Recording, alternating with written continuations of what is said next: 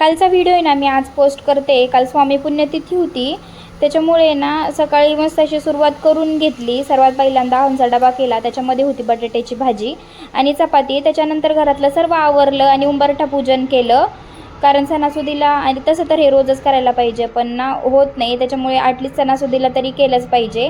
आणि स्वामी पुण्यतिथी म्हणजे आपल्यासाठी सणच असतो. मग छान अशी रांगोळी काढून घेतली, एवढी काही छान येत नाही पण काढली. आणि ना मला केंद्रातही जायचं होतं आणि आज अनुला स्कूल होती, पण पहिल्यांदा म्हटलं की आधी ना स्वामींचं दर्शन घेऊ आणि नंतर अनुला स्कूलमध्ये सोडू.